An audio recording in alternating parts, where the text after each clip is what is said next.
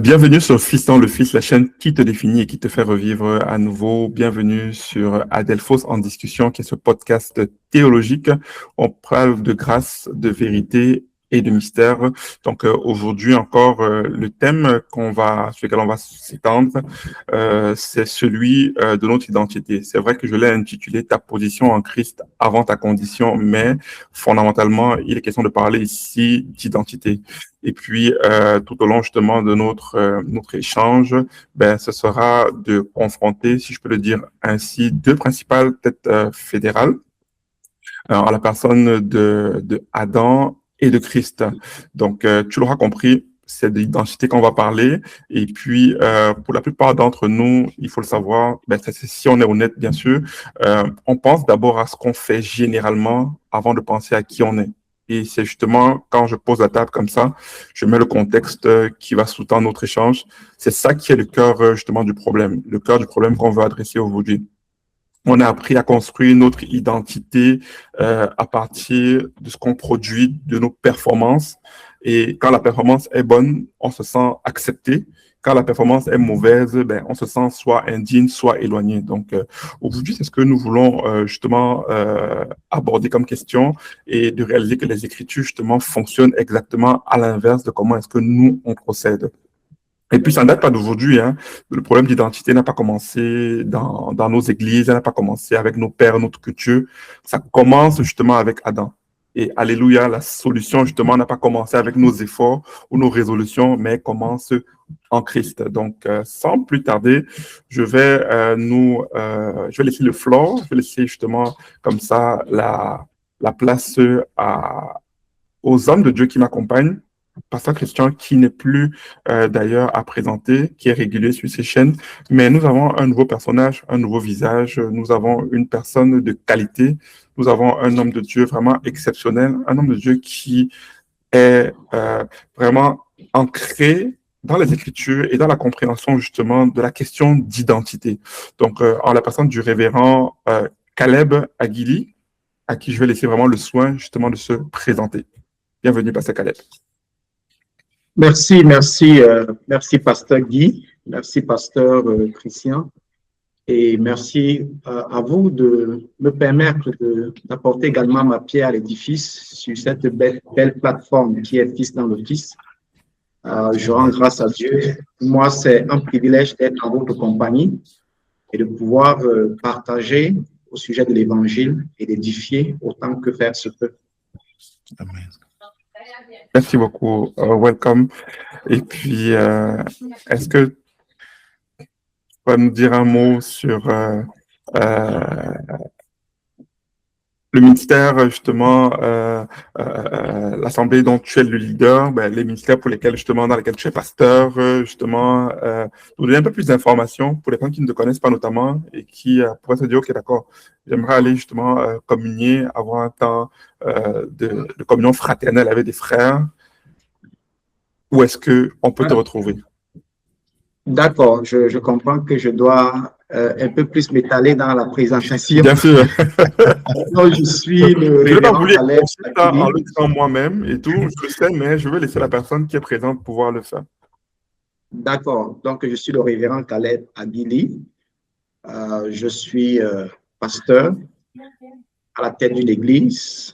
Je sers au sein des ministères Harvest Intercontinental Ministry Unlimited. Okay. C'est un réseau d'églises autonomes qui couvre presque les 5 continents. Et moi, je suis pasteur ici au Cameroun, à Douala, dans le quartier d'Eido. Et donc, je dirige la paroisse de d'Eido Plage. Donc, je suis marié et je suis père de 3 enfants.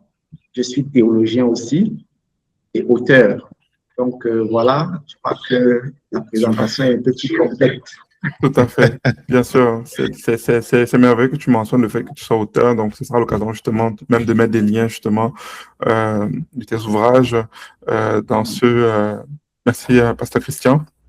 Tout à fait. Très bon livre. Tout à fait. Donc, le lien justement de là où on pourrait s'en munir justement figurera dans les descriptions.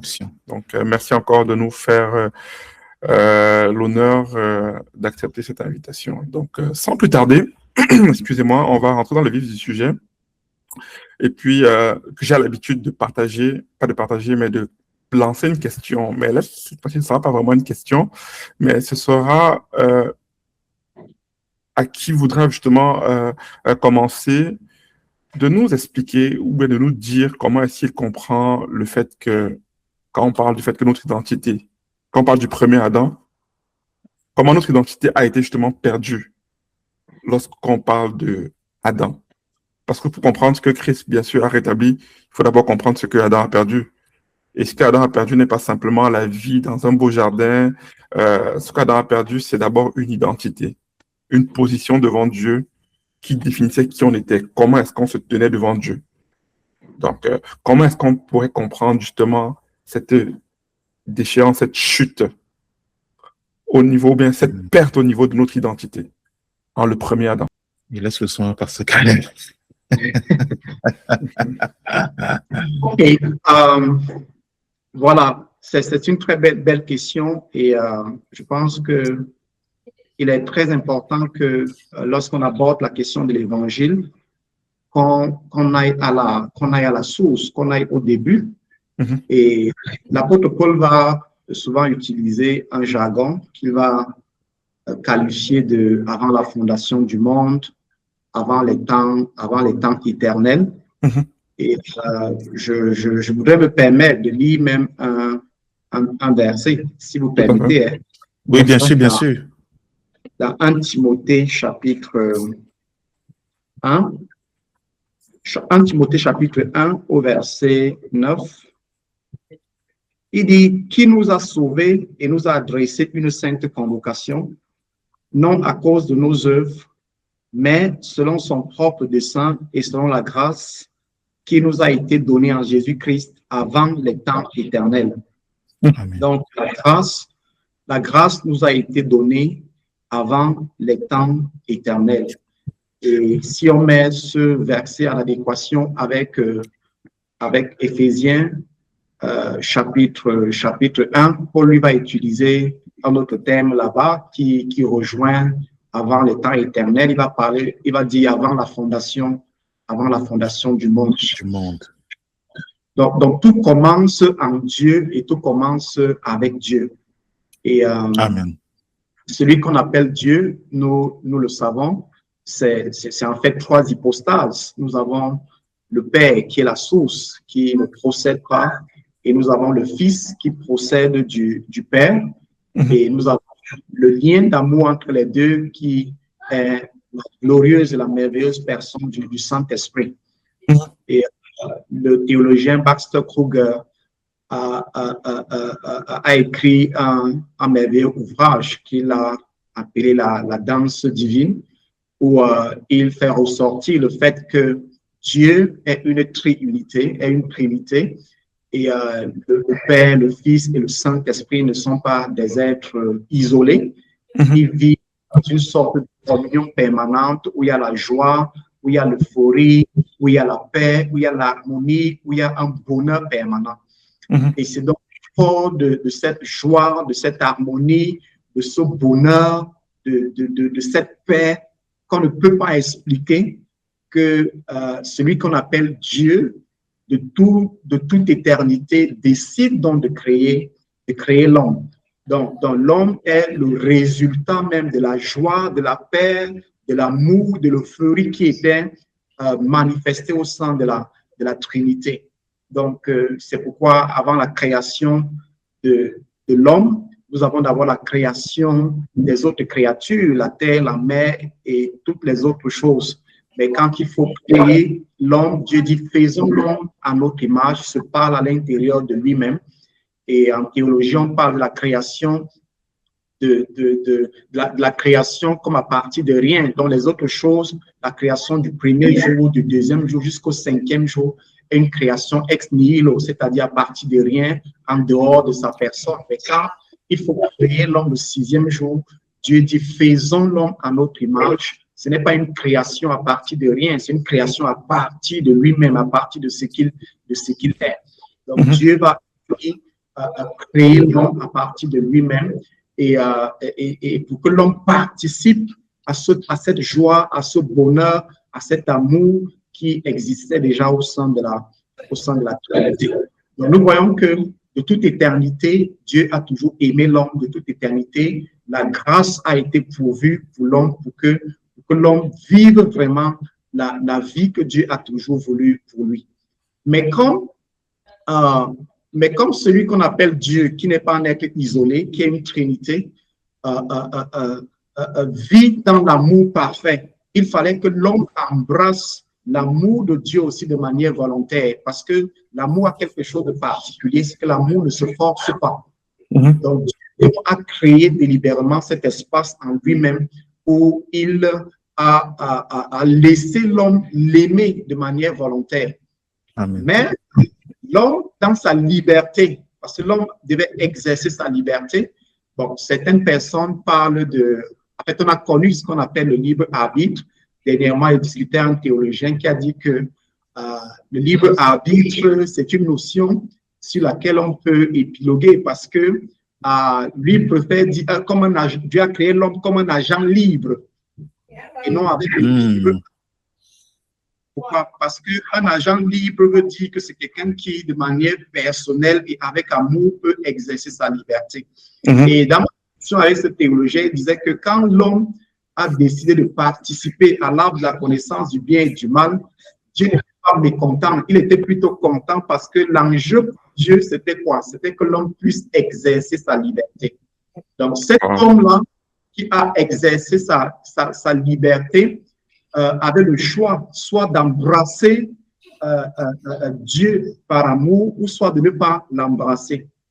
Bon, peut-être on va dire malheureusement, l'homme n'a pas embrassé l'amour de Dieu. L'homme a chuté en essayant de devenir ce qu'il était déjà. Je crois que même dans mon ouvrage, mon identité, je fais mention de ça. L'homme chute en essayant de devenir ce qu'il était déjà. Il a été créé dans l'amour, dans la joie, dans la paix, créé à l'image de Dieu afin de manifester sa ressemblance. Mais l'homme a choisi délibérément de renoncer à cet amour. Et puisque Dieu ne se force pas, Dieu ne pouvait pas forcer la volonté de l'homme, Dieu a laissé faire afin que son plan puisse, Jésus qui va venir racheter l'homme n'est pas le plan B de Dieu, mais c'est le plan qui a toujours été, parce que l'incarnation de Christ est la volonté parfaite de Dieu, sauf qu'elle ne se ferait plus de la même manière.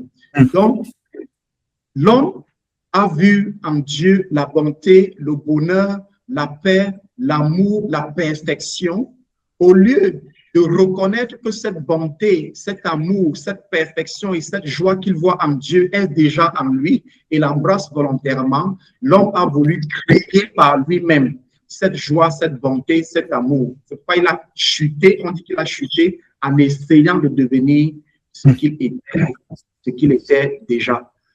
Donc, je préfère d'abord m'arrêter là. Je sais que Pasteur Christian a également des éléments. Parce qu'il est important qu'on pose le fondement pour véritablement entrer dans le sujet. Amen. Amen. Merci, Révérend Caleb. Je prends justement le pas à ta suite. Il a manqué de se voir tel qu'il est déjà. Et effectivement, il y a un joli passage dans Luc 3, verset 38, où on présente Adam comme étant le fils de Dieu.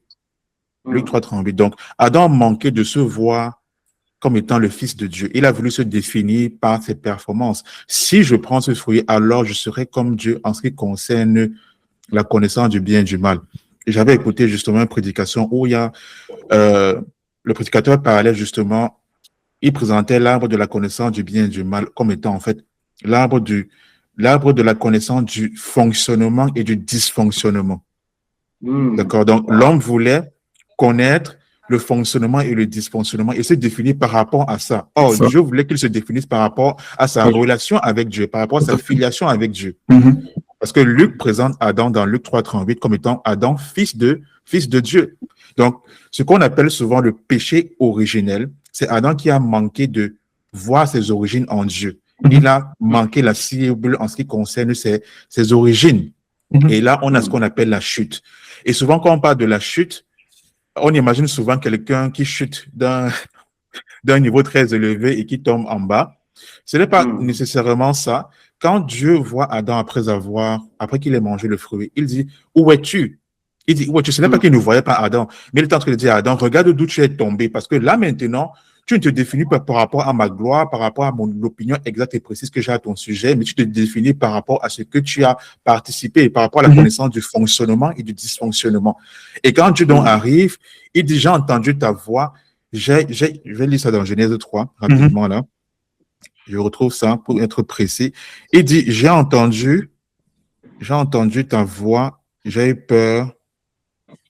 Genèse 3 à partir du verset 10, c'est ça. J'ai entendu ta voix dans le jardin et j'ai eu peur parce que je suis nu et je me suis caché.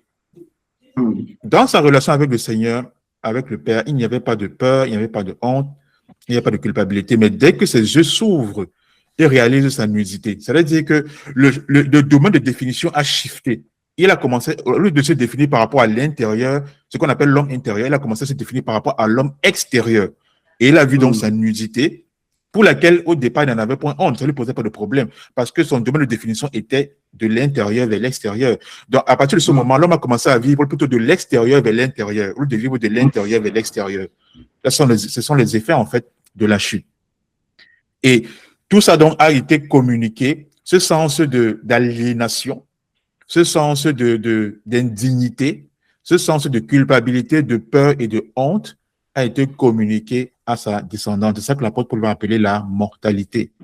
A été communiqué à Adam. Donc c'est comme ça que la chute arrive. Et gloire à Dieu, le révérend Caleb l'a bien précisé. Jésus n'est pas le plan B pour venir répondre au problème de la mortalité, de la chute qui est entrée dans le monde. Avant l'état éternel, l'humanité avait déjà été inclus en Christ. Donc, ce n'est pas comme si quand ce qui s'est passé en Adam s'est passé, Dieu a mis les mains sur la tête et a dit que, waouh, comment est-ce qu'on va faire? Là, il y a urgence. Et les anges, venez, il y a une situation ici. Non, il savait ce qu'Adam allait faire. C'est pour ça que l'apôtre Jean présente Jésus comme étant l'agneau immolé dès avant la fondation du monde. Donc, il n'est pas surpris de ce que Adam allait faire. Et j'ai bien aimé quand tu as partagé cette notion de agent libre. Moi, je n'avais pas encore entendu ça, agent libre. J'utilisais encore le terme libre arbitre. Mais agent libre, ça sonne mieux. Pourquoi? Parce que là, Dieu le met face à un choix et il veut qu'il exerce sa liberté, en fait, et qu'il choisisse délibérément d'embrasser Dieu, qui est en fait représenté ici comme étant l'arbre de vie. Mais il a exercé son choix et il a embrassé l'arbre de la définition par soi-même, de la définition par ses performances. De la connaissance du bien et du mal. Il y a le bien dans cet arbre aussi. Hein. Il y a le bien. Il y a le bien, c'est bien de le signifier. Il y a le bien, donc ça nous laisse comprendre que Dieu ne nous définit pas par tout ce qu'on fait comme étant bien ou mauvais. Amen. Dieu nous définit par ce qu'il dit de nous, par le rapport qu'on a avec lui, et non pas les œuvres qu'on pose. Donc, tu ne peux pas dire, je me tiens devant Dieu parce que j'ai tellement fait du bien, j'ai aidé les gens, alors comme j'ai fait ce bien-là, Dieu m'accepte maintenant. Non, là, tu es en train de fonctionner même dans l'art de la connaissance du bien et du mal. Tu te définis par tes performances. Voilà ce que je peux dire. Wow, écoutez, c'est merveilleux, c'est merveilleux. J'aime l'entame avec le révérend Caleb qui est allé avant la fondation du monde déjà pour parler justement de la pensée de Dieu et de comment l'homme avait déjà été comme sécurisé en Christ. D'accord, mentionnant le fait que Christ ne soit pas le plan B, et puis comment est-ce que il nous présente, d'accord, il nous présente ce que Dieu s'était résolu en lui-même lorsqu'il créait l'homme, l'intention de Dieu, en évoquant le fait que nous serons des agents justement libres. C'est sûr que ça sera peut-être l'occasion, à un moment donné, pas forcément dans ce podcast, de revenir sur le fait qu'il a dit quelque chose qui m'a pas intrigué, mais je me suis dit, waouh, que Dieu était même content, il s'est même réjoui quand l'homme a fait le choix qu'il a fait. Pas content du choix, mais content du fait que l'homme exerce justement cette liberté qu'il avait. D'accord? Parce que l'homme n'est pas un robot là, parce que Dieu n'a pas créé des robots, on n'agit pas de façon mécanique. Mais tellement de choses ont été dites. Mais il y a deux choses sur lesquelles je vais revenir. Vous avez parlé de nudité, vous avez parlé de gloire. Il y a le passage de Romains 3, je crois, Romains 3, verset 23. Tous sont péchés et sont privés de la gloire. C'est Romains 3, 23, je crois. Tous sont péchés et Oui, sont privés. Romains 3, 23. En anglais, j'aime la version anglaise qui disent they have fallen short, un truc comme ça. Of the glory. Short of the glory. Et là, on définit la gloire comme étant justement l'opinion juste et exacte que Dieu a à notre sujet. Et on réalise que c'est à partir de ça qu'on parle de chute, c'est que Adam a chuté à partir de cette position. Parce qu'on doit s'entendre que quand la Bible parle justement du fait qu'ils étaient nus, ça n'évoque pas seulement la nudité de façon physique, on sait que c'est une métaphore. Ça parle ici du fait que Adam et Ève étaient entièrement transparents justement devant Dieu, l'un devant l'autre. Ils ne cachaient rien. Il n'y avait pas de masque, il n'y avait pas de stratégie de présentation. Leur identité était sécurisée. C'était pas ce qu'ils faisaient de bien, ce qu'ils faisaient de mal. Ils étaient innocents. Enfin, en gros, c'est l'innocence. Innocent. Pasteur Caleb, dans son entame, c'est du fait que ils ont été créés à l'image et à la ressemblance. Donc, ils n'avaient pas besoin d'être performés pour être acceptés. Ils étaient déjà dans une position. D'accord? Ils n'avaient pas besoin de se couvrir pour se protéger. En fait, ils étaient pleinement connus, pleinement aimés de Dieu. Dans un état de totale vulnérabilité. Chose qui n'est pas vécue par bon nombre de personnes et tout le genre. Chose qu'on n'expérimente pas encore pleinement. Ce qu'eux, ils expérimentaient. Jusqu'au moment, justement, où la chute arrive. Et quand la chute arrive, justement, il faut se cacher, il faut se soustraire, il faut tenter, chercher à se soustraire de la présence de Dieu. Parce que ce que Adam et Ève cherchent à faire à ce moment donné, lorsque la proposition leur est faite de devenir comme Dieu, c'est qu'ils essayent de congédier Dieu pour dire, OK, on peut devenir Dieu par nous-mêmes. Ben, ils vont à la recherche de ce qu'ils sont déjà, en fait. Donc, on comprend que c'est à ce moment-là qu'il y a la chute. Quand tu tentes de congédier Dieu, quand tu changes d'aller chercher ton identité dans quelque chose d'autre que dans ce que Dieu t'a dit, t'a donné. D'où, quand tu évoques justement là la connaissance du bien et du mal, ce n'est pas parce que tu agis bien que Dieu t'approuve. Encore moins quand tu agis mal. J'aime toujours, et il y a tellement d'enseignements qui peuvent sortir de là. Le fils prodigue, il était dans la maison, hein, mais il n'était pas aligné à la pensée du Père. C'est ça. C'est en ça qu'il péchait. Donc, c'est pour dire, vraiment, c'est fort comme vous commencez là, vraiment. C'est trop fort. C'est trop fort. C'est trop fort. C'est vraiment trop fort.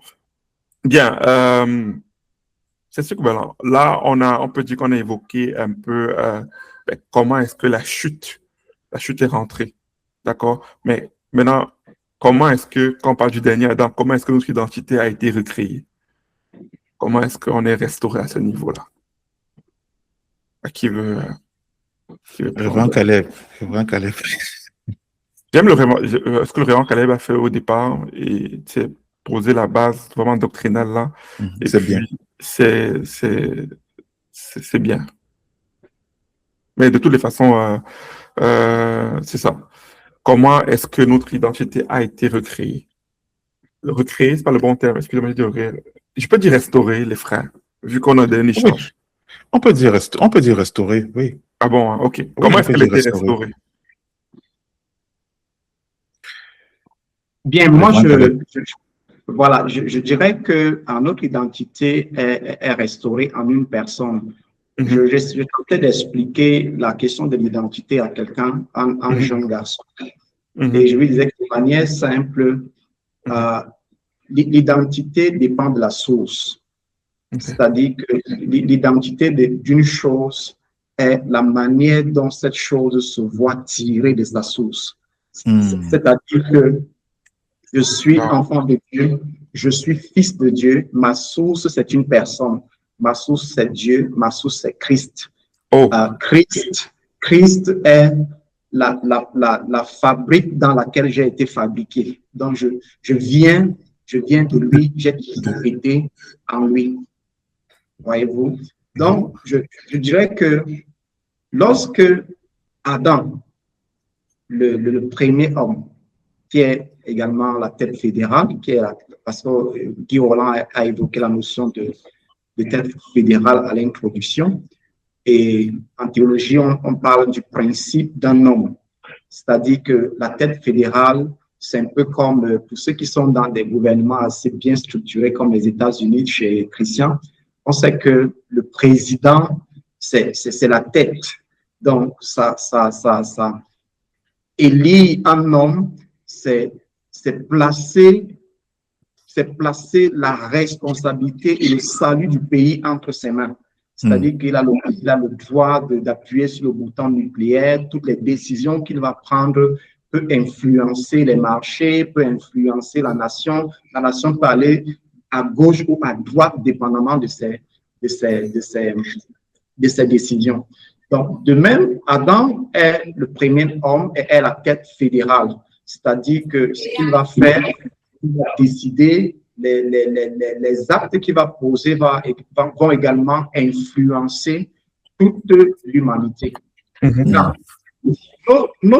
dirais qu'on parle de la notion de restaurer dans notre identité parce que les termes sont assez faibles. Mais en vérité, c'est que Christ, le dernier Adam, parce que les deux Adams ne peuvent pas être, c'est-à-dire que ne peuvent pas être, excusez-moi d'utiliser le terme pouvoir, ne peuvent pas être au pouvoir au même moment. Il faudrait que l'un mette fin à l'autre. Il fallait que Christ vienne mettre fin au premier Adam. Parce que Christ n'est pas le deuxième Adam, mais Christ est le dernier Adam. C'est-à-dire qu'après lui, il n'y a plus d'Adam. Donc, Christ va venir et à travers le mystère de l'incarnation, va prendre sur lui l'humanité d'Adam. C'est-à-dire qu'il va prendre sur lui toute l'humanité, va assumer l'humanité et à travers le mystère de l'incarnation, va donc, tous les hommes vont se retrouver en lui. Et ce qui est très, très puissant là-dedans, c'est que il ne s'agit pas seulement des hommes qui sont passés, mais c'est des hommes qui sont actuels et des hommes qui sont avec nous. Donc, tout va être réuni en une seule personne, en Christ. Christ a assumé toute l'humanité, c'est-à-dire que tous les hommes. Donc, là, il est important aussi de faire cette nuance ou alors de faire cette précision pour dire que Jésus-Christ n'a pas assumé les personnes humaines, mais il a assumé la nature humaine. Yes.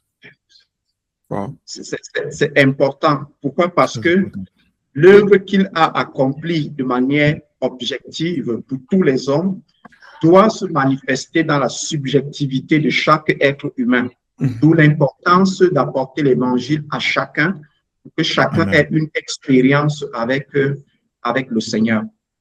Donc, le premier Adam, à travers l'acte de péché et de la chute, a entraîné toute l'humanité dans le péché et par ricochet la perte de l'identité. Tous ont péché en Adam et ont été privés de la gloire de Dieu, et qui Roland a bien défini la gloire de Dieu comme étant l'opinion précise de Dieu, c'est-à-dire que ce que Dieu pense et dit de l'homme, c'est ce qui a été perdu. Et Christian tout à l'heure parlait encore de l'arbre de la connaissance du bien et du mal, qui est, comment on dit ça, qui n'est pas un arbre physique, mais pris de manière allégorique. On parle de l'arbre de la connaissance du bien et du mal, et on ne mange pas le fruit de l'arbre de la connaissance du bien et du mal en croquant avec ses dents et en mâchant avec, en ressentant le goût sur son palais. Donc, c'est en ignorant ou alors en développant une pensée qui n'est pas, qui est contraire à la pensée que Dieu a vis-à-vis de nous. Donc, l'homme perd donc son identité en participant à quelque chose qui n'est pas dans sa pensée. Christ donc vient, il restaure l'homme, il assume l'humanité et va jusqu'à la croix pour mettre fin à cette première humanité. Donc, Christ a mis fin à la première humanité. Il a mis fin au règne d'Adam, comme va nous dire Romains chapitre 5, et à la résurrection, quelque chose de très glorieux va se produire. La résurrection de Christ, c'est en fait la renaissance du cosmos tout entier. Alléluia. C'est la renaissance du cosmos tout entier. Donc, lorsque nous prêchons l'évangile, la résurrection de Christ a une place centrale dans la prédication de l'évangile, parce que là, nous apportons un message aux gens pour leur dire que voici désormais comment vous devez vous voir. Voici l'identité que Dieu a pour vous. Voici comment Dieu vous qualifie. La gloire qui était perdue en Adam, elle est retrouvée en Christ. Parce que dans 1 chapitre 3, au verset 23, il dit bien car tous sont péchés et ils sont privés de la gloire de Dieu. Mais le verset 24 est encore intéressant parce qu'il dit que mais ils sont gratuitement justifiés par le don de la justice qui est en Jésus-Christ. Par le don de la justice qui est en Jésus-Christ. Donc, Dieu ne justifie pas l'homme parce qu'il a fait quelque chose. Dieu justifie l'homme en Christ. Donc, la justification est un don que l'homme reçoit à travers l'acte que Christ a accompli à la croix. Et ceci va donc nous amener où on peut embrayer en disant que notre identité n'a rien à voir avec ce que nous avons fait. En fait, nous découvrons simplement notre identité. C'est quelque chose que Dieu prépare pour nous et il nous sert notre identité comme sur un plateau et nous montre qui nous sommes avant que nous n'ayons accompli la moindre performance. C'est pourquoi, quand dans Galates chapitre 4, qui est un verset que j'aime beaucoup aussi, Paul va dire que c'est parce que vous êtes fils, parce que vous êtes fils de Dieu, Dieu a envoyé dans vos cœurs l'esprit de son fils.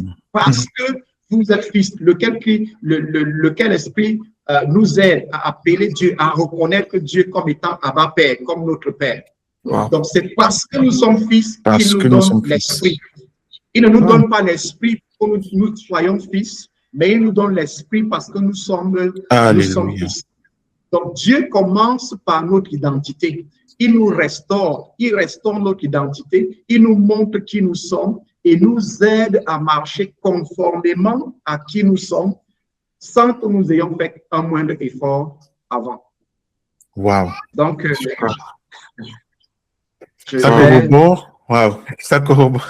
Excusez-moi, je peux dire quelque chose. C'est que ça m'a allumé quand il a mentionné justement parce que vous êtes fils que Dieu a envoyé. Parce que, donc, Adam, fils de Dieu. Alléluia. Ça me permet de parler un peu de, justement, le fait que Christ ne soit pas plan B.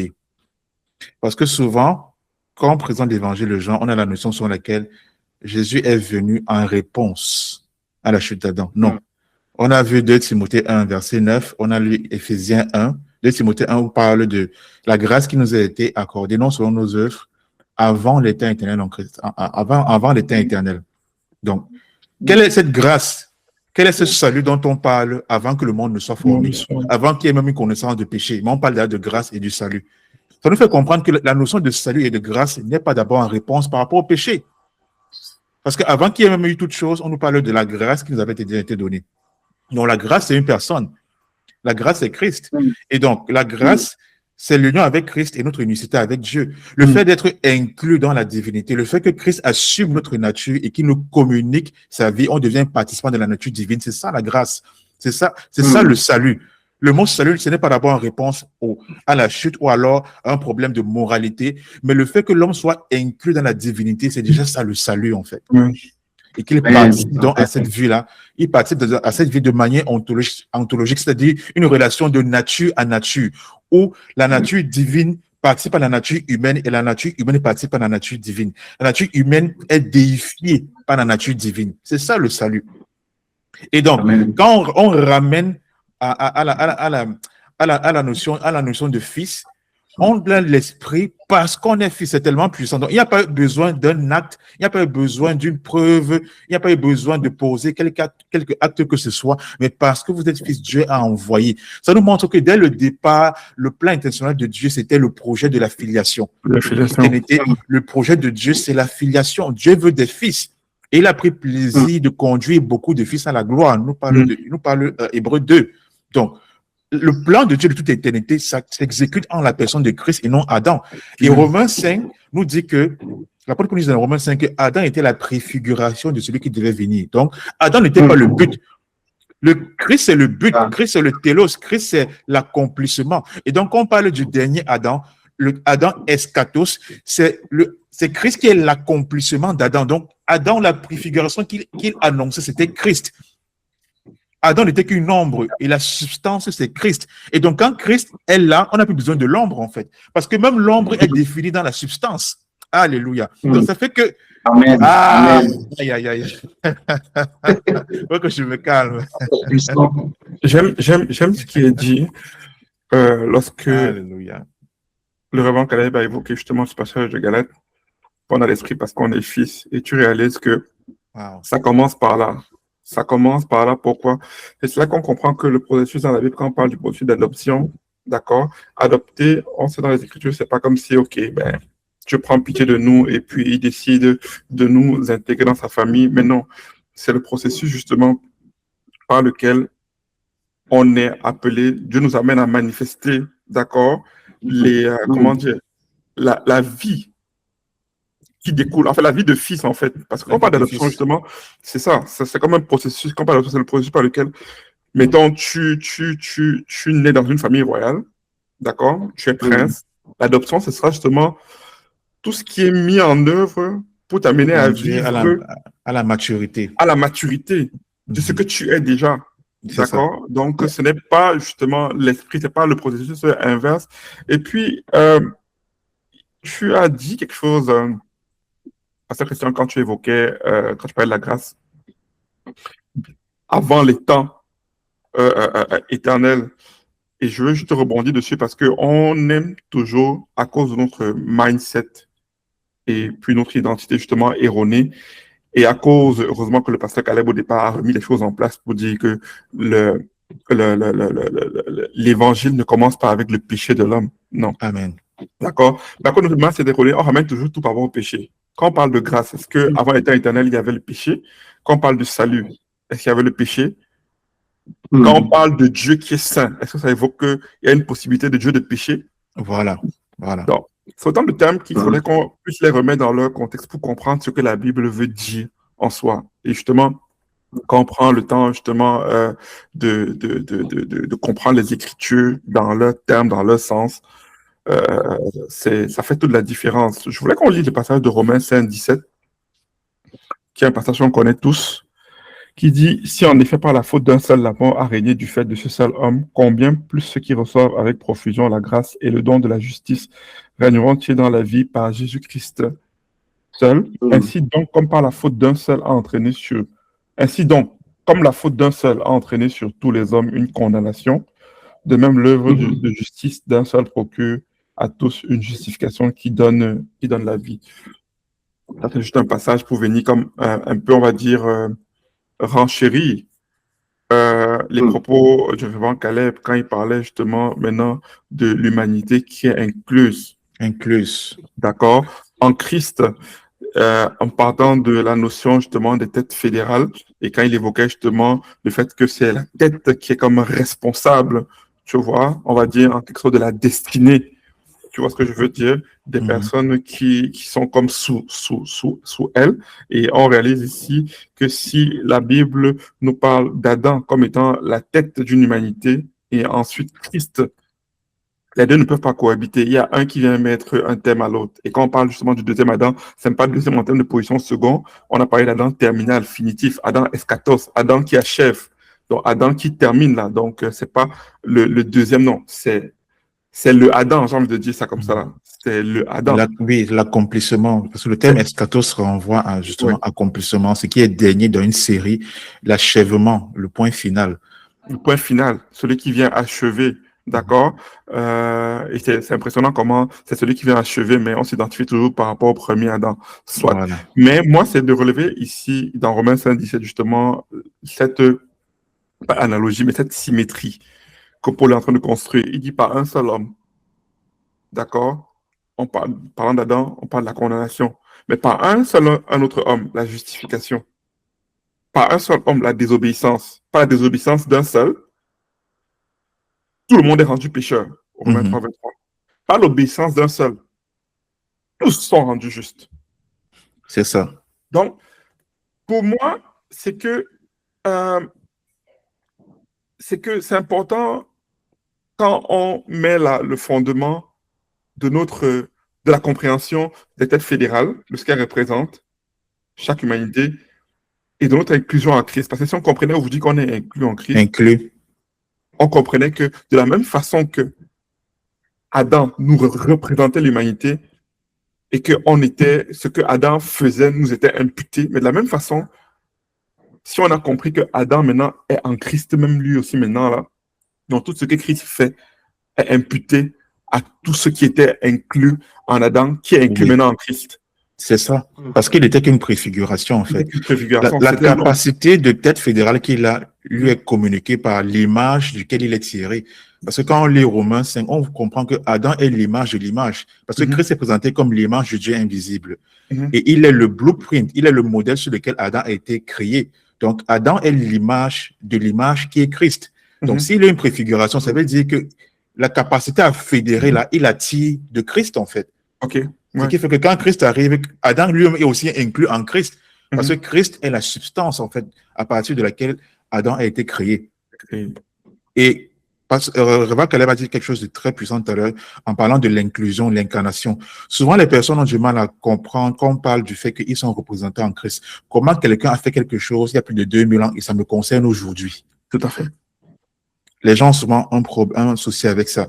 Et elle a parlé justement de l'incarnation et de l'inclusion. Et elle a bien précisé que Christ n'a pas assumé plus les personnes humaines, il a assumé la nature humaine. C'est très, très important pour comprendre ça. Pourquoi? Parce que quand tu comprends que c'est une affaire de nature, la nature humaine qu'il a assumée fait donc que tous ceux qui sont identifiés à la nature humaine sont représentés en lui. Donc, il a assumé la nature humaine universelle. De sorte que tous ceux qui participent à la nature humaine également sont donc représentés en lui. C'est en ce sens que nous sommes tous inclus en lui. Et donc, le fait qu'il ait donc assumé cette nature humaine-là, tout ce qui lui arrive nous arrive également parce qu'on partage la même nature humaine.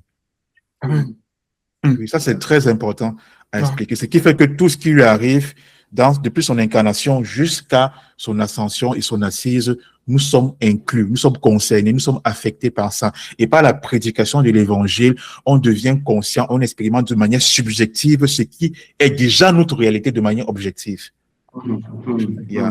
Mais malheureusement, le constat qu'on fait, c'est que Adam a une plus grande capacité de destruction Il semble qu'Adam a une plus grande capacité de destruction que Christ n'a une grande capacité pour sauver.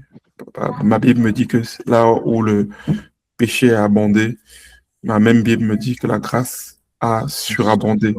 Donc, tu n'as pas personnellement mangé un fruit, tu n'as pas personnellement adhéré ou participé à une action, mais tu as hérité de la condition d'Adam, justement, de la même façon. Et tu acceptes ça, mais de la même façon que tu n'as pas personnellement vécu la vie parfaite de Christ, ni souffert toutes les souffrances à la croix, on te dit que tu hérites de sa position, sa justice devant Dieu, mais c'est plus compliqué à comprendre. C'est plus compliqué d'accepter même, de croire. Donc, c'est tellement facile de s'identifier à Adam.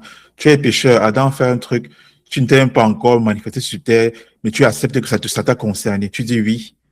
Tu ne t'es même pas là physiquement. Mais on te dit, OK, Christ a fait l'inverse en fait, parce que la résurrection est l'inverse de la chute en fait. Par la résurrection, Christ défait totalement ce que Adam a, les conséquences de la chute adamique. Donc, Adam nous a entraînés dans la chute et Christ nous a entraînés dans son ascension et sa résurrection. Donc, il y a deux actions inverses en fait. Et l'action la résurrection, alors l'action de Christ est nettement plus supérieure à l'action d'Adam, qui n'est qu'une créature, qui est créée à partir de son créateur. Et le créateur, lui, vient, il assume la nature humaine et il fait l'inverse de ce que la créature a fait. Et on pense que ça a moins d'impact que ce que la simple créature a commis. Ça ne fait pas trop sens quand on regarde les choses comme ça.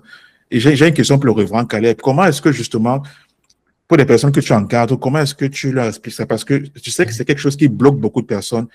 le passage de Romains 7 qu'on a dit, Adam a commis un truc, ça a affecté tout le monde. Christ vient, il fait l'inverse de ce qu'Adam a fait, ça affecte aussi tout le monde, mais on a du mal à accepter. Qu'est-ce qui cause ce problème, en fait? Tout à fait. Pourquoi c'est assez difficile? Moi, je crois que c'est difficile parce que l'évangile, nous le rencontrons. Nous rencontrons l'évangile en chemin. Et pour la plupart de nous, je vais dire, ceux de notre génération, nous allons nous rendre compte que nous n'avons pas toujours été nourris, comment dire, à la bonne source. Bon, je ne dirais pas à la mauvaise source. Je dirais que ceux qui nous ont annoncé l'évangile nous ont annoncé l'évangile à partir de ce qu'ils savaient. Tout à fait. Et gloire à Dieu pour le fondement qu'ils ont posé Amen. en nous. Mais nous sommes la génération qui est la plus exposée aux outils qui peuvent nous permettre d'aller plus en profondeur dans la connaissance de Christ et même dans la connaissance de l'évangile. Et donc, il faut dire qu'il y a des choses qu'on a pu corriger au fur et à mesure qu'on évoluait dans le temps avec le Seigneur et aussi dans l'Église. Ce que moi je dis aux gens, c'est quoi? C'est qu'il faut aller avant la fondation du monde. Lorsqu'on veut parler du salut, il faut montrer que le salut commence avec Dieu et que le plan du salut de Dieu, la rédemption, le plan du salut de Dieu n'est pas quelque chose qui n'est pas un accident qui s'est produit et puis Dieu, comme un sapeur-pompier, vient éteindre le feu et nous sauver. Donc, Dieu a toujours voulu que l'homme soit à l'image de son Fils. Et Pasteur Christian a très bien fait de faire cette différence, de marquer fortement cette différence entre le premier Adam et le dernier Adam. Et quelqu'un disait une fois que Adam trouve son salut en Christ, mais Christ ne peut pas trouver son salut en Adam. Et il y a une image il y a une peinture qu'on voit lorsqu'on représente le Christ ressuscité. Il y a cette image que les pères de l'Église montrent souvent avec un homme d'un côté, je crois, et une femme d'un côté, montrant Adam et Ève, pour dire que Adam et Ève ont trouvé leur salut en Christ. Et lorsque Christ est entré, lorsque Christ est allé au séjour des morts, il a ramené avec lui Adam et Ève. Donc, ils ont trouvé leur salut en lui. Et je crois que c'était le professeur Sean qui l'avait dit pour la première fois, ce de quoi Dieu nous a sauvés ce pourquoi Dieu nous a sauvés est plus grand, est plus important que ce de quoi il nous a sauvés. Voyez-vous? Donc, le salut pour lequel nous sommes sauvés est plus grand que la chute dans laquelle il nous a tirés. Donc, il est très important de surestimer l'œuvre de Christ. Parce que très souvent, c'est la chute d'Adam qui est mise en avant, qui est surestimée au détriment du salut que Christ nous donne à travers l'œuvre de la croix. Donc, ce que moi je fais remarquer aux gens, c'est que Christ sera toujours plus grand que Adam. La justification sera toujours plus grande que la chute. La vie en Christ est toujours plus forte que la vie dans le péché. Et la vie éternelle, Jésus-Christ l'a dit dans la prière sacerdotale, c'est qu'ils te connaissent, toi, le seul Dieu. Donc, Christ étant notre valeur de définition, Christ étant le baromètre qui nous définit, étant plus grand qu'Adam, plus important qu'Adam, par ricochet, nous aussi, notre salut est plus grand que la chute dans laquelle nous avons été tirés. Wow. Ouais, je crois que c'est très bien dit ça. Et puis, l'autre salut commence en Dieu. D'accord? Et tu parlais tout à l'heure, tu as pris l'image du sapeur-pompier, qui pour moi est même une image très parlante des fois, parce que je crois que le sapeur-pompier ne consulte pas ta volonté d'être sauvé lorsqu'il intervient lors d'un incendie. Il ne te demande pas, Révérend Caleb, est-ce que tu veux que je te sorte du feu? Il faudrait que tu dises oui. J'aimerais que tu me sortes du feu, sinon il se retourne. Donc je crois que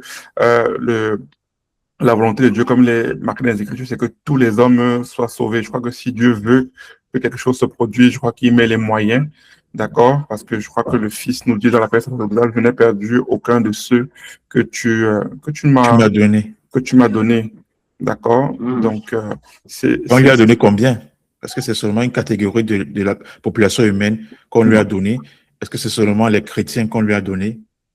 c'est On lui a ça. donné, Dieu, le Père lui a confié toute l'humanité, en fait. Le Père lui a confié justement, lui a confié toute l'humanité.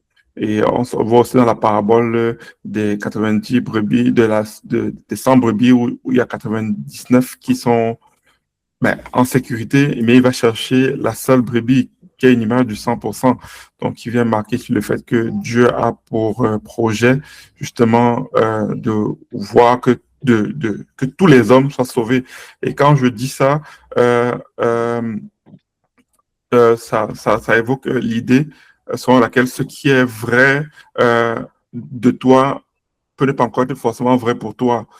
C'est quand tout à l'heure le pasteur Caleb disait que ce pourquoi Dieu nous a sauvés est plus grand que ce de quoi il nous a sauvés. Et l'autre idée aussi, qui voudrait que ce qui est vrai de toi n'est pas encore forcément vrai pour toi.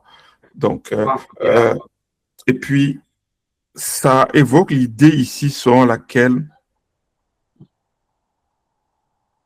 le pasteur Caleb le disait, beaucoup de gens rencontrent l'évangile justement en chemin. C'est difficile peut-être pour les gens parce que il y a eu un travail qui a été fait en amont. J'ai aimé aussi quand il disait que nos pères, ceux qui nous ont donné les fondements, ont donné ce qu'ils avaient. Ça partait d'une bonne intention. Donc, ce n'est jamais question ici de critiquer, mais les choses ont évolué. On a accès maintenant à des outils et on est capable aujourd'hui de comprendre ce qui n'était pas forcément accessible comme par le passé.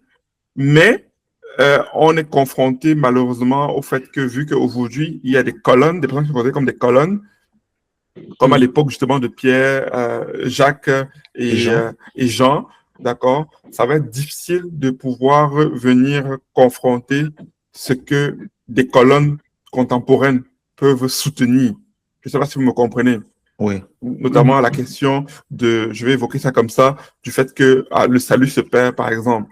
D'accord? J'allais parler justement, parce que tu parlais, je voulais poser la même question. Cette notion de salut qui se perd, comment est-ce que on aborde ça avec tout ce qu'on a déjà expliqué à partir de Romains 5?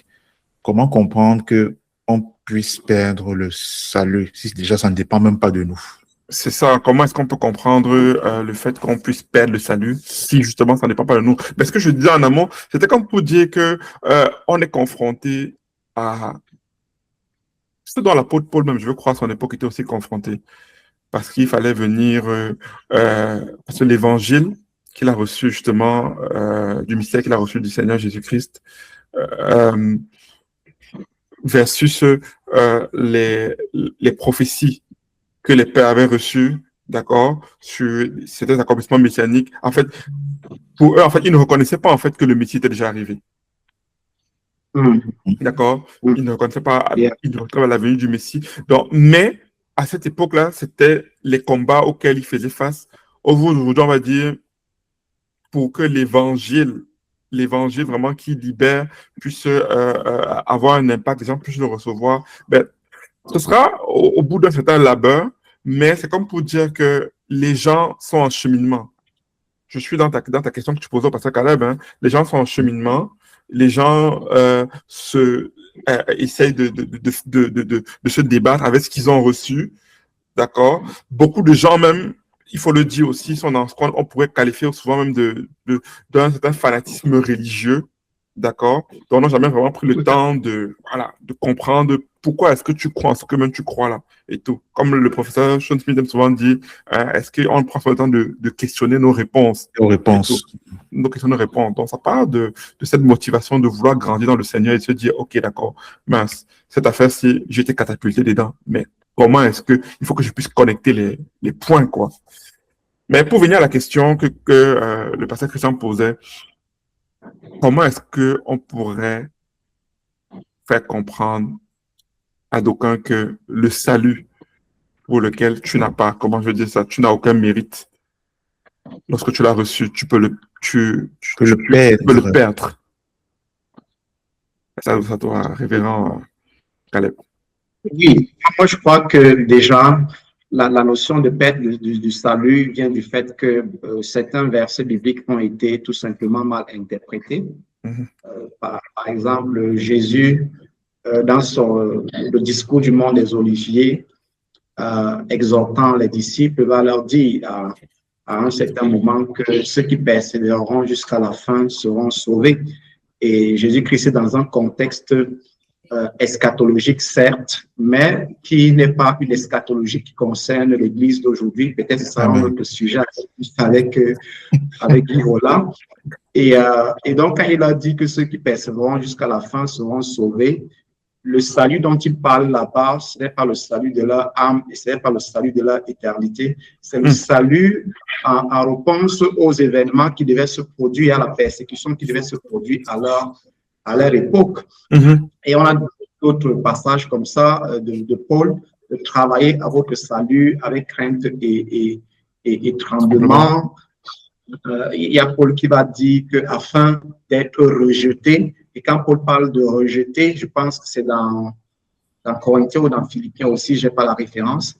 Paul est en train de parler de rejeter du ministère, parce que le ministère est un privilège. Quand Dieu m'appelle pour son service, cet appel-là qu'il m'adresse, cette sainte convocation qu'il m'adresse pour le service, c'est un privilège. Et je dois chérir ce privilège. Ce n'est pas un acquis, ce n'est pas un droit.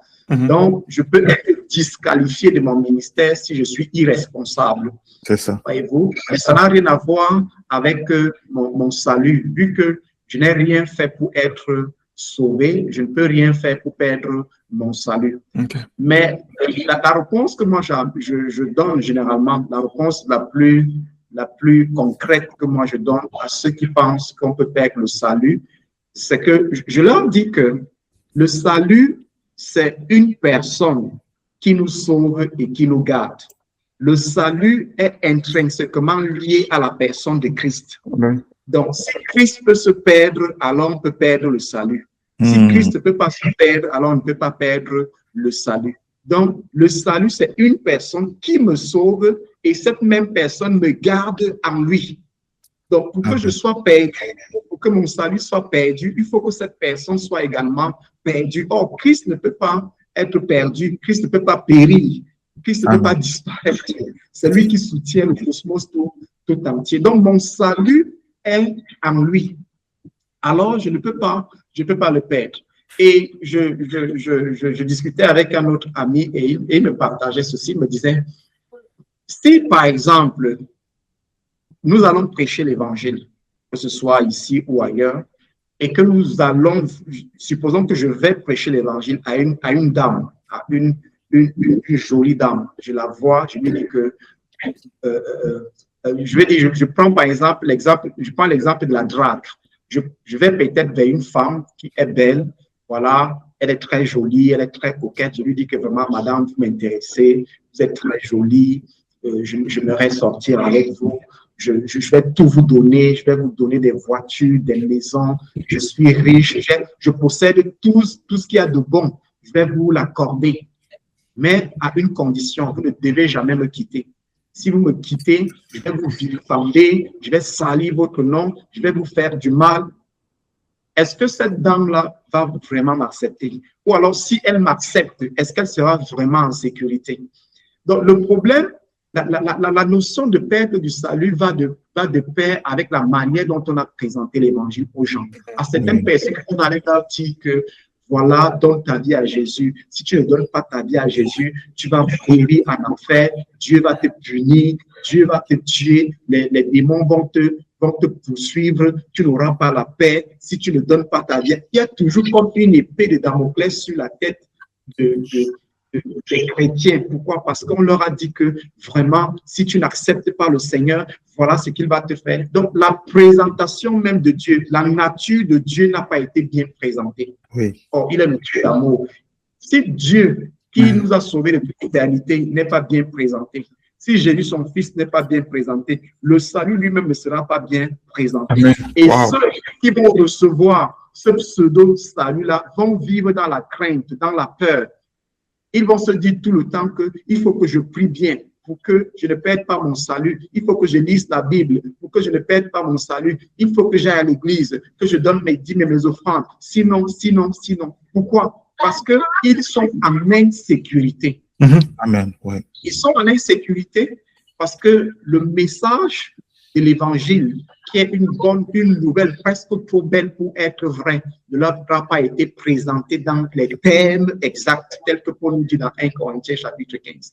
Donc, quand les termes de l'évangile ne sont pas bien présentés, ceux qui vont recevoir le salut vont vivre comme avec une sorte d'épée de Damoclès sur la tête, sachant qu'ils ont une participation à ce salut-là pour le garder, pour le protéger, sinon ils vont le perdre.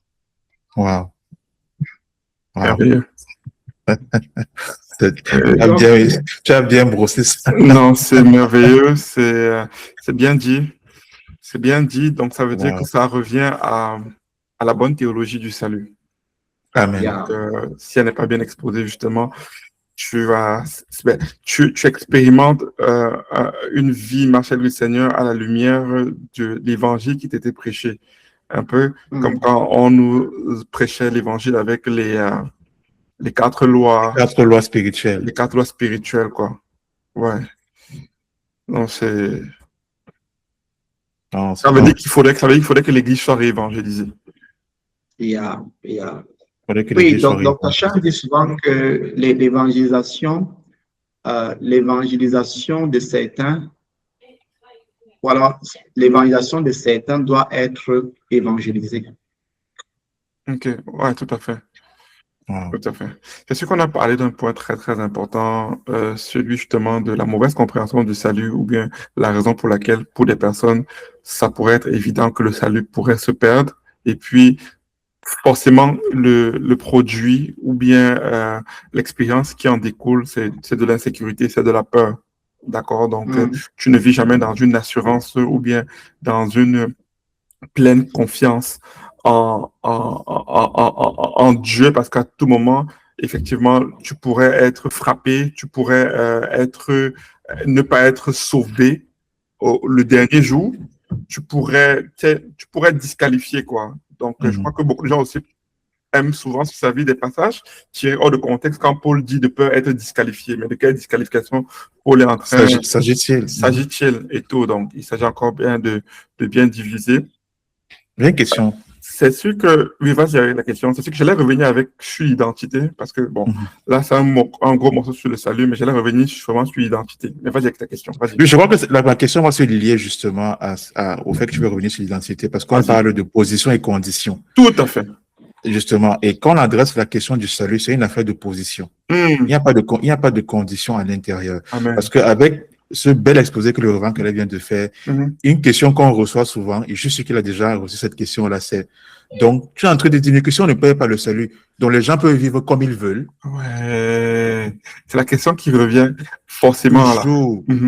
Donc, si on ne paye pas le salut, ça veut dire que les gens peuvent vivre comme ils veulent. Et il y a même des prédicateurs qui connaissent, qui savent qu'on ne paye pas le salut, mais ils se disent que si on leur dit ça, ils vont faire n'importe quoi. Mais je vais renchérir en disant, c'est une question qui vient révéler l'état des cœurs des gens, en fait. Parce que si je te pose la question de savoir, donc tu veux me dire que si on ne paye pas le salut, je peux vivre comme je veux. Ça veut dire que la personne, en fait, elle n'est pas vraie même devant le Seigneur. Ça veut dire qu'elle n'est pas transparente. Ça veut dire que si tu donnes une licence, la possibilité à la personne aujourd'hui vraiment de vivre comme elle le souhaite, tu réaliseras que sa communion, je peux dire pseudo-communion, n'était pas sous-tendue, c'était pas l'amour qui sous-tendait cette communion avec le Seigneur. D'accord? Mais c'était plutôt la peur, c'était la crainte d'être rejeté, c'était la performance. C'est ça. C'est qu'il fallait valider une liste. J'ai prié ce matin, je ne me suis pas mis en colère, j'ai jeûné, ainsi de suite. Mais est-ce que c'est là où Dieu t'attend? C'est pour ça que j'aime comment tu amènes position versus condition. J'aime beaucoup ça. Parce qu'il faut définir, c'est quoi la position, c'est quoi la condition? Parce que la position, c'est tout simplement comme pas une position, c'est ce que tu es devant Dieu. C'est ça. Que Dieu déclare vrai de toi en Christ.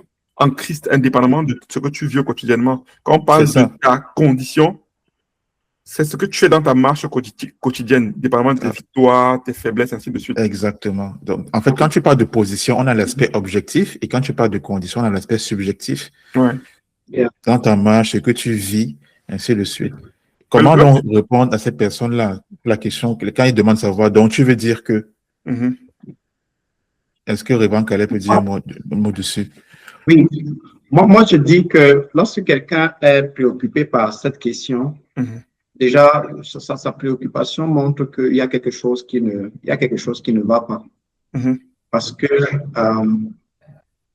ceux qui sont préoccupés par est-ce que si je suis sauvé, si je ne peux pas perdre mon salut, alors est-ce que je peux vivre comme je veux? Est-ce que cette grâce du salut me donne une licence pour moi de vivre dans le désordre, de vivre dans le péché, de vivre. Quelqu'un a dit, je crois que c'était le professeur Sean qui avait commencé par le dire aussi,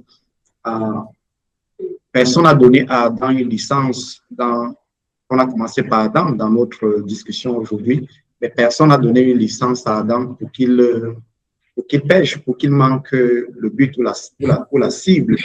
C'est pas parce que Dieu lui a dit que bon, voilà, tout est grâce, tout est péché, même si tu pêches, même si...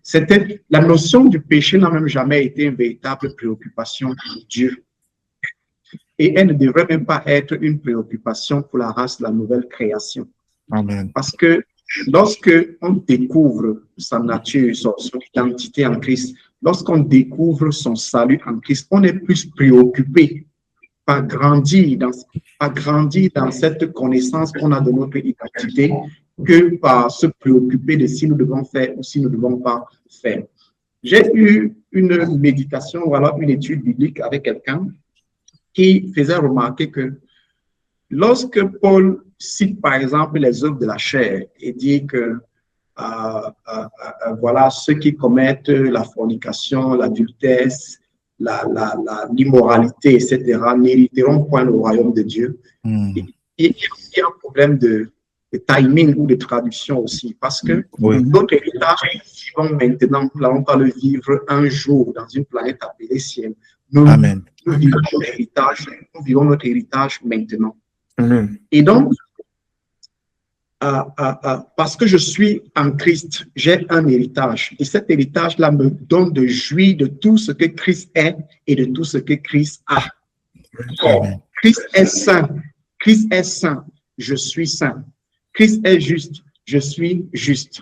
Christ est bon. Je suis bon. Et c'est justement ce que Adam n'a pas pu faire dans le jardin, de voir en Dieu la bonté et de reconnaître que cette bonté est aussi en lui, de voir en Dieu la justice et de reconnaître que cette justice est également en lui, de voir en lui, en Dieu l'amour et de reconnaître que cet amour est également en lui. Donc, lorsque l'évangile, la parole est divisée droitement et que l'évangile est présenté dans ces bons termes, cela va ouvrir mes yeux pour que je puisse me voir uniquement en Christ.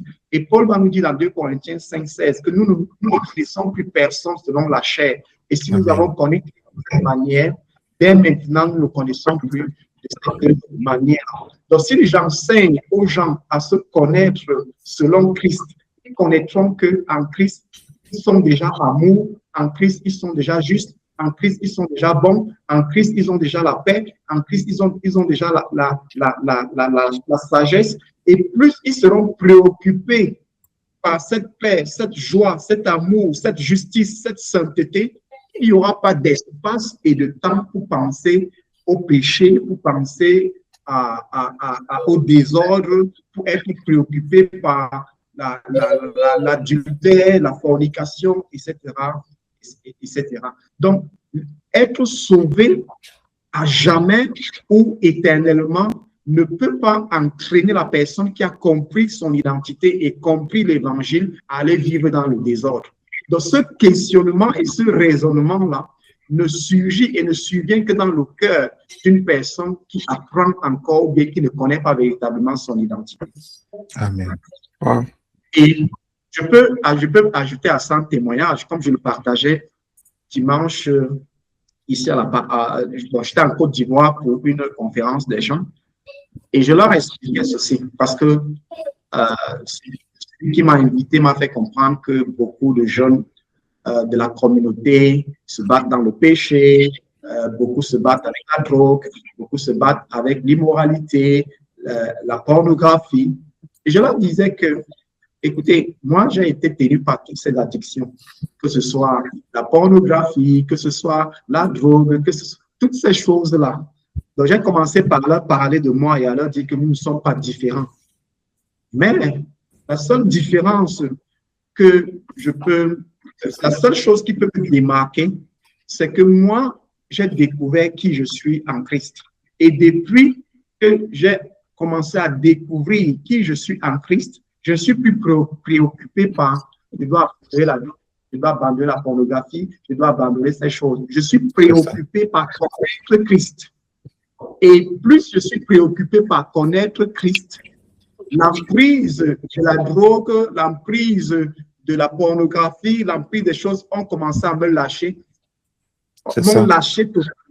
Et aujourd'hui, je ne me souviens même plus de ces choses. C'est quand on les mentionne que je me souviens qu'un jour, ou alors à une certaine époque de ma vie, j'étais tenu par ces choses. Ce qui me préoccupe maintenant, c'est connaître Christ. Parce que je me suis découvert en lui. Et plus je me découvre en lui, plus j'ai envie de me découvrir davantage en lui. Amen. Et plus je ne suis pas préoccupé par le péché, les addictions, etc.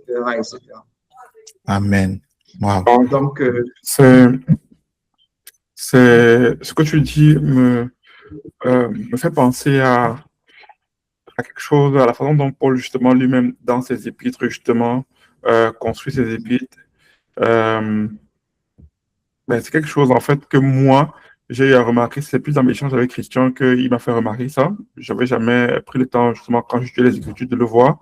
Mais c'est l'indicatif avant l'impératif. Ça, c'est comment Paul, justement, structure chacune de ses épîtres. C'est l'indicatif dans un premier temps. C'est ce qui est vrai, en fait, en te concernant la déclaration que Christ se déclare sur toi. Et puis, l'impératif, c'est comment est-ce que tu es appelé à marcher? Comment est-ce que tu es appelé à faire? Donc, est-ce que vous pouvez en dire un tout petit peu plus sur cette structure, cette façon dont Paul, justement, agence ses écrits dans ses différentes épîtres? Parce que je crois que ça corrobore ce que le révérend Caleb est en train de dire. C'est ça. Oui, c'est ça, ça corrobore. Et puis, tu as Colossiens, justement, 3.1. Si donc vous êtes ressuscité avec Christ, cherchez les choses d'en haut, où Christ est assis à la droite du Père. Affectionnez-vous aux choses d'en haut. D'accord. C'est ça. Donc, c'est indicatif avant l'impératif. Donc, est-ce que toi, révérend Caleb ou pasteur Christian? Oui, je peux dire quelque chose. Je vais aller justement dans le même sens que révérend Caleb. Je vais continuer parce que quand on parle d'indicatif, ça renvoie à ta position en Christ, ce qui est vrai de toi, ce qui est objectivement vrai de toi, ce qui te concerne. Et l'impératif renvoie, maintenant que tu sais ce qui te concerne, voici ce qui est convenable dans ta marche. Maintenant, ayant compris qui tu es, voici comment tu es appelé à marcher, en fait. Et il a mentionné, quand il parlait de se focaliser, en fait, sur qui il est, de découvrir qui il est, ça me rappelle le dicton qui dit que là où ton énergie est focalisée, là où ton focus, là où tu focalises ta pensée, alors l'énergie va aussi couler vers ce focus-là. Et donc, si tu te focalises sur Christ et sur les vérités qui sont en Christ concernant, naturellement, toutes ces choses vont perdre leur influence sur toi. C'est un principe. On va te couper. Why your thought goes, energy flows. Ça, c'est un principe. C'est ça. C'est ça. Donc, si tu te focalises sur qui tu es en Christ, en fait, quand je te focalise sur un problème, le problème grandit à tes yeux. Mais si tu te défocalises, tu te focalises sur Christ, tous ces éléments-là, toutes ces addictions-là vont commencer à partir. En fait, tu vas même pas réaliser quand tu as cessé de faire ça, en fait. Un beau matin, tu vas se constater que mais je ne suis plus attiré par ça, je n'ai plus un intérêt particulier. C'est là parce qu'on t'aura menacé. La preuve, quand tu menaces quelqu'un par rapport à ça, plus tu menaces, plus la personne même va aller même vers ça, en fait. Donc, pratiquement, il faut dire aux frères, en fait, comme le révérend Caleb l'expliquait, focalise-toi sur qui tu es en Christ. Ton énergie va donc aller dans ce sens-là. Et toutes ces choses vont perdre leur intérêt. Beaucoup vivent lorsqu'ils se focalisent sur ce qu'ils font, lorsqu'ils se débattent avec certaines choses, ils ont l'expérience de l'homme de Romains 7, qui a le désir de faire ce qui est bien, mais n'a pas le pouvoir de manifester ce qui est bien, de faire donc ce qui est bien. Donc, pourquoi? Parce que son domaine de définition, ce n'est pas Christ, mais c'est sur ses performances. Et plus tu te focalises sur la performance, plus tu seras frustré. Mais si tu te focalises sur l'homme de Romains 8 qui a compris que l'esprit de vie en Jésus-Christ a libéré du péché et de la mort, alors tu vas donc commencer à, comme la loi de l'aérodynamique, commencer à expérimenter le fait que la puissance de l'esprit de Dieu en toi va se manifester pleinement et tu vas commencer à perdre l'intérêt vers ces choses-là, naturellement. C'est-à-dire que ça va aller de source. De source. Et dans Romains 6, l'apôtre parle du fait de se voir soi-même mort au péché. Donc, c'est une affaire de relocalisation mentale. Si tu ne te vois pas tel que Dieu te voit, si tu ne te vois pas comme Dieu te voit, si tu n'embrasses pas, l'apôtre Jean dit que tel est l'éternel, nous sommes dans ce monde. Si tu ne te vois pas que, comme je le vois, Christ, comme je le contemple là, en fait, comme dans un miroir, c'est mon reflet, en fait, il est comme moi. Donc, ce que je vois en lui est également vrai en moi, en fait. S'il n'y a pas cette relocalisation, s'il n'y a pas cette identification-là, tu vas continuer d'expérimenter l'illusion du péché, en fait. Qui en fait n'est même plus parce que le péché a aboli, mais tu aussi seras dans l'illusion du péché en fait. Donc Romains 6, verset 11 nous dit, de même vous aussi estimez-vous comme vraiment mort au péché. Donc quand il est mort, tu es vraiment mort. Quand il a été enseveli, tu as été vraiment enseveli. Quand il est ressuscité, tu es vraiment ressuscité. Tu as vraiment ascensionné, tu es vraiment assis avec lui. Si tu manques de te voir en lui dans toutes ces actions-là, de l'incarnation à l'ascension, les effets de l'illusion du péché vont continuer à se manifester dans ta chair. Donc, voilà ce que je peux dire par rapport à la position et à la marche, la condition qui découle de cette position-là. Pour revenir à Colossiens 3, qui dit justement que si vous êtes ressuscité avec Christ, justement, c'est l'indicatif. Si vous êtes donc ressuscité avec Christ, cherchez les choses d'en haut. Oui. L'impératif. Ce n'est pas chercher les choses d'en haut pour devenir ressuscité avec Christ. Et le si là-bas, ce n'est pas une condition, hein. C'est une conclusion. Oui. C'est étant donné que vous êtes ressuscité. Oui, c'est parce que vous êtes ressuscité avec Christ, cherchez les choses d'en haut. C'est ça. Parce que dans la résurrection, en fait, c'est fondamental. Dans la résurrection, en fait, c'est comme ton point de départ, en fait. Oui, c'est pas la destination. C'est pas la destination. Tu vois ce que je veux dire un peu? Donc, ton identité, c'est ça qui est la base, qui est le point de départ, qui est le fondement, justement, de ton comportement. Et puis, ça me rappelle, je ne sais pas si c'est le professeur Sean Smith, je crois que c'est lui qui avait dit ça une fois. Je ne sais pas si c'est lors d'un CTI, parlant justement, ça m'a marqué, parlant justement de l'indicatif et de l'impératif. Est-ce qu'on a perdu le révérend Caleb? Oui, je pense qu'il va revenir. Voilà, des soucis de connexion. C'est ça. Donc, justement, parlant de l'indicatif et de l'impératif, il y avait un truc qui m'avait vraiment touché, c'est que justement, cette façon de Paul de faire les choses, cette façon de Paul de structurer, cette façon, ok, il est revenu. Je disais ceci, que cette façon de Paul de structurer les choses, ça évite en fait de tomber comme dans une forme de contradiction. D'accord? Parce que d'un côté, les légalistes te diraient, ok, il faut faire pour mériter. D'accord? De l'autre côté, il y a un autre camp qui va te dire, ne rien faire justement parce que tout est grâce. Mais oui. Paul évite de tomber justement dans dans ce fossé-là, en maintenant justement cette structure, cet ordre-là. Donc pour Paul, c'est d'abord ton identité, ensuite le comportement. Tu comprends qu'ici, la transformation n'est pas gagnée par l'effort et n'est non plus ignorée au nom de la grâce. C'est vraiment le fruit de ton identité correctement comprise et que tu vis. Donc, ce n'est pas ne rien faire ou bien ce n'est pas faire pour mériter. Mais parce que ton identité est comprise, il y a une vie qui va en découler. Yeah. Tu ne fais pas pour être, tu fais parce que tu es. Tout à fait. Parce que tu es. Oui, tout à fait. Et c'est très important de rappeler cet ordre parce que beaucoup, justement, tombent dans le piège de faire pour être. Alors qu'ils tombent dans ce qu'on appelle le paradigme de faire, pour être. Et beaucoup de personnes ont considéré la vie chrétienne comme étant, comment est-ce que je veux dire ça? Ils ont considéré la vie chrétienne comme, pour eux, la vie en Christ, c'est je faisais et maintenant je ne fais plus. Ouais, je faisais et maintenant je ne fais plus. Et je disais à quelqu'un que la marche avec Dieu, la vie chrétienne, ne consiste pas à éviter le mal tout en faisant le bien ou en faisant le bien tout en évitant le mal. Okay? C'est une vie. Et quand tu es dans cette vie-là, Paul dit que de même que vous avez reçu le Seigneur, marchez en lui. De même que vous l'avez reçu, marchez en lui. Vous l'avez reçu comment? Vous l'avez reçu aussi simplement. Vous avez découvert simplement qu'il vous a sauvé et vous avez embrassé ce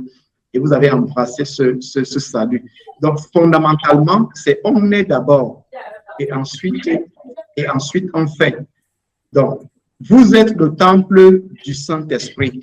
Ça, c'est mon identité. Je suis le temple du Saint-Esprit. Ça, c'est l'indicatif. C'est un fait. Et une chose avec l'identité, c'est que notre identité est statique. Elle ne change pas. Demain, je serai toujours fils de Dieu. Ça ne change pas, ça ne bouge pas. Et je crois que la thématique évoquait également la condition. L'identité est là. Et la condition, c'est ça. Condition, oui. La condition, oui. Les conditions peuvent changer. Pour dire que ce n'est pas parce que je sais qui je suis que je vivrai toujours conformément à qui je suis. Il est possible que dans cette marche, il m'arrive de tomber.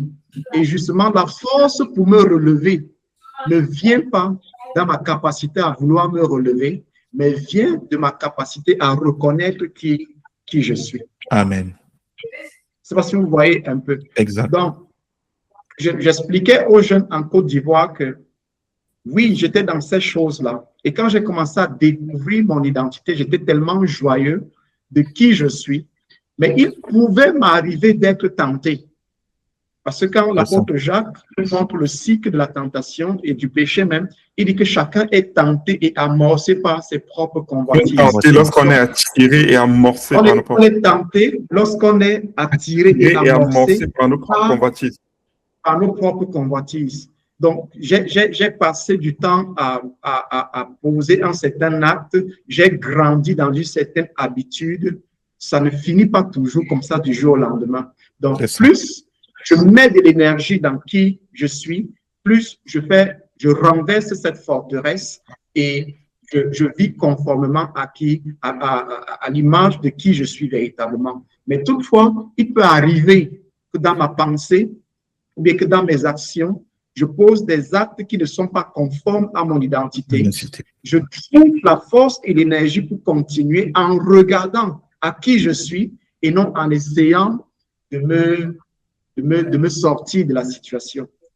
C'est pour dire que c'est progressif et c'est successif. Très bien dit. Excellent. Très bien dit.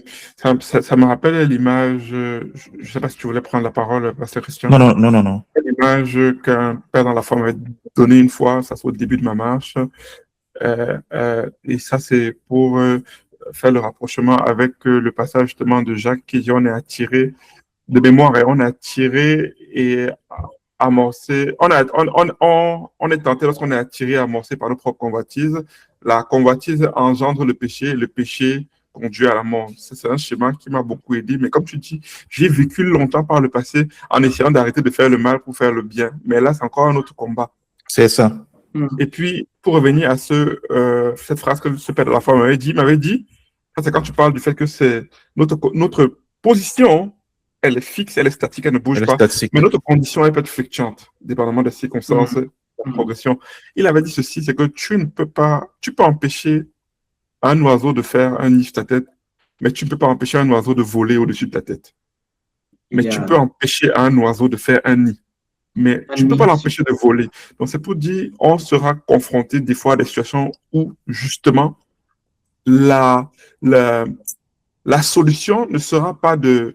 La solution, comment je vais dire ça? Parce que, tu sais, des fois, pour les personnes, être restaurées dans leur position avec Dieu, quand il semble que la communion a été rompue, tu vois, ça passe encore par des actes de performance.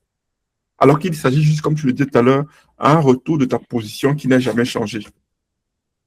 Et à rester là-bas. C'est ça le combat, justement. Quand Paul dit tenir ferme, c'est tenir ferme dans une position. Dans et cette tenir position, ferme dans la position, justement, de qui tu es.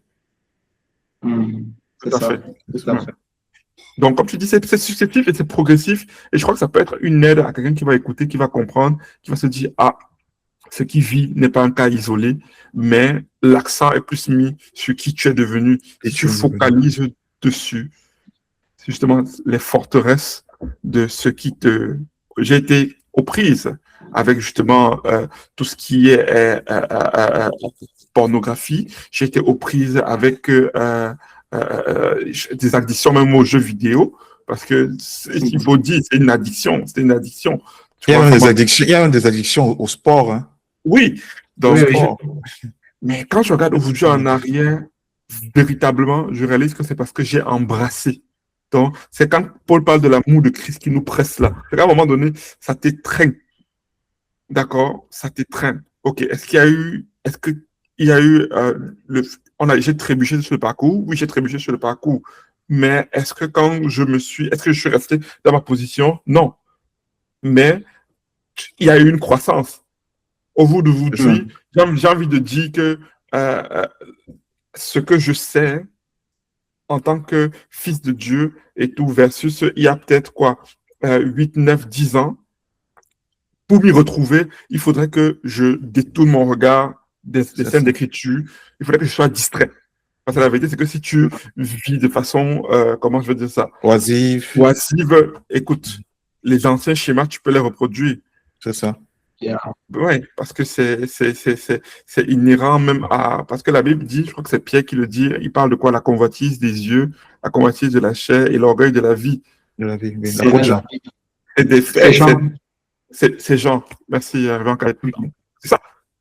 Mais maintenant, est-ce que le combat, c'est ça? Non, c'est pas ça le combat. Le combat, c'est une reprogrammation mentale. Une reprogrammation au niveau de tes pensées.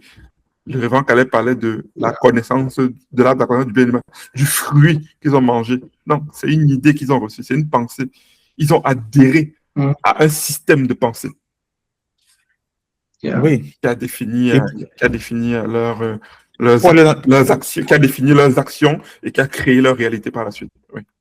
Pour aller dans le sens justement ce n'est pas une notion de fruit, c'est une image, une allégorie. Le Seigneur va dire justement que ce n'est pas ce qui entre dans le corps de l'homme qui le souille, mais c'est ce qui en ressort. C'est ce qui prend place dans son cœur. C'est du cœur que viennent les adultères et tout ça, c'est le cœur. Donc, c'était pas un fruit.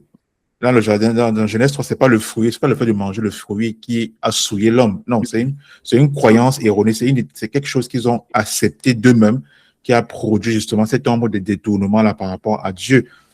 Donc, et là, la mentalité est entrée. Et la mentalité, c'est le fait de cesser de s'identifier à son habitat, en fait, qui est Dieu. Parce que l'habitat de l'homme, c'est Dieu.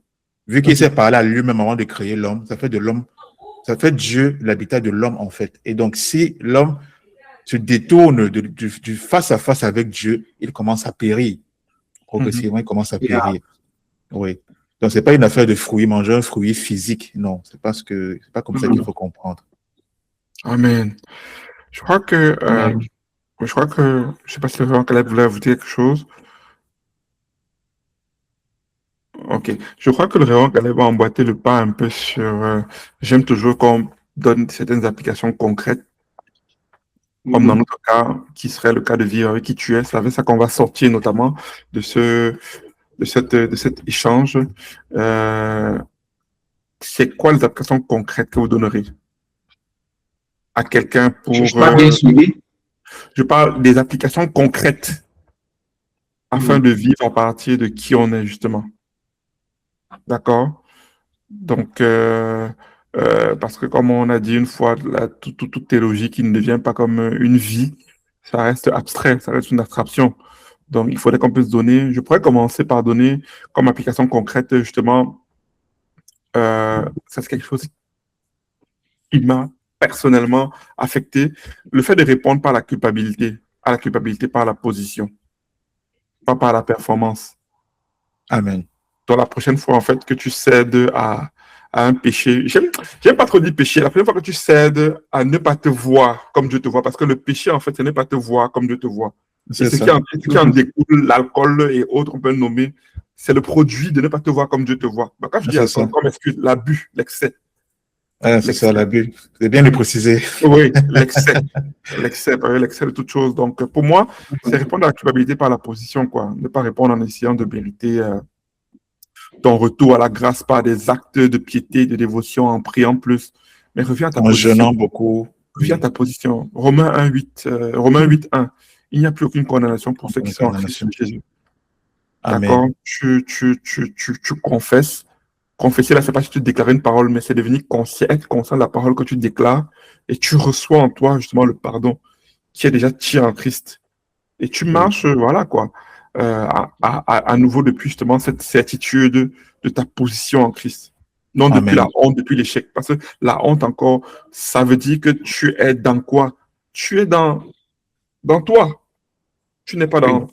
dans ta position. Oui, tu te focalises sur toi, en fait. Tu dois te focaliser sur le Seigneur. Tu ne gardes pas les yeux sur le Seigneur, Le qui est en Seigneur, fait ta définition.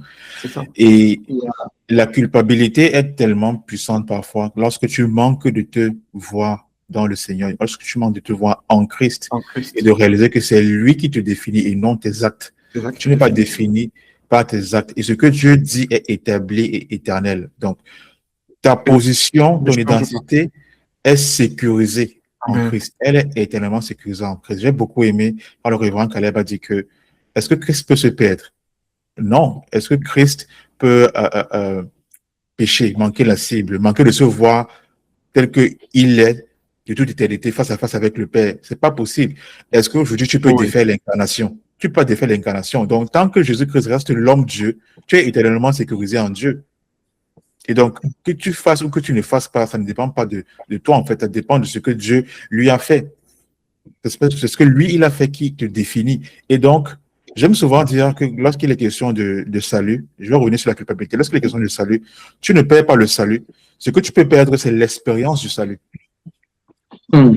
Tu ne perds pas le Mm. salut parce que tu ne peux pas te défaire de Christ. Mais ce que tu peux perdre, c'est l'expérience de ce salut-là, de ce grand salut.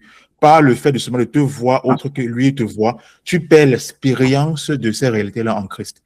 Quoi que tu sois en Christ, mais ce qui est vrai de toi en Christ peut ne plus devenir vrai pour toi. Parce que l'aspect objectif de l'œuvre de Christ est statique, définitif, éternel. Et dans l'aspect subjectif, il peut y avoir justement des fluctuations. cette fluctuation. Et par rapport à la culpabilité, lorsque tu te retrouves dans cette situation-là, tu as parlé tout à l'heure de confesser. Confesser, c'est homologeo, c'est de dire ce que Dieu dit. Donc, lorsque tu te retrouves dans un état de culpabilité, tu te rappelles, toi, qu'est-ce que Dieu dit par rapport à moi? Qu'est-ce que Dieu dit de moi? Et tu confesses, tu entres en accord avec ce que Dieu dit. Parce que quand on Alléluia. parle de la confession des péchés, ce n'est pas venir dire, oh Seigneur, pardonne-moi, tu sais que c'est fort. Vraiment, toi-même, tu sais, tu peux comprendre. J'ai fait X, Y, vraiment, pardonne-moi, 3 jours de jeûne, 3 jours de prière, tu te flagelles. Voilà. Non, c'est pas, ça ne va rien changer. Quelque chose est arrivé, oh Seigneur, je reconnais que ce que j'ai fait, c'est pas correct. Je te rends grâce de ce que je ne suis pas défini par ce que je fais. Je te rends grâce de ce que je suis déjà en Christ. Je suis déjà pardonné en Christ. Non pas que je prie pour demander le pardon. Non, je prie pour me rappeler que je suis déjà pardonné en Christ. Ça, c'est Colossiens et Éphésiens. Je suis déjà pardonné en Christ. Donc, je confesse ça et je sors, je cesse de m'identifier à la culpabilité et je me refocalise sur mon identité, sur ma position. La culpabilité, la honte, la peur te lâche. Donc, c'est ça. Confesser, c'est dire ce que Dieu dit à ton sujet. Tu es déjà pardonné. Tu es déjà réconcilié. Tu es déjà assis dans le lieu céleste avec lui en Christ. Et donc, les actes que tu fais, ne peuvent pas défaire ta position, changer ton identité. C'est comme si tu as accouché ton enfant et ton enfant dit maintenant que je peux changer, pas mon comportement, je peux changer l'ADN de mon père qui est en moi. Pas mon comportement. C'est pas possible. C'est pas possible. Donc, voilà ce que je peux dire de manière pratique, surtout sur l'aspect de la culpabilité, là. D'accord. Caleb, est-ce que tu as comment tu appelles ça? Est-ce que tu peux donner un élément d'application concrète, vraiment? Je vais dire, ajouter à ce que vous avez dit, que je trouve déjà très, très parfait, très excellent. Je dirais que Dieu est notre Père. Amen. Et avoir en pensée l'image que Dieu est notre Père et qu'il nous aime de manière inconditionnelle. Je crois que c'est Dr. Annie qui disait que la compréhension de l'amour de Dieu pour nous est le carburant de notre foi. Et Paul va dire que la foi est agissante par l'amour. C'est-à-dire que lorsque je suis convaincu et que je nourris mon cœur de l'idée selon laquelle je suis inconditionnellement aimé par Dieu, cela produit en moi une certaine force pour me relever de n'importe quelle chute.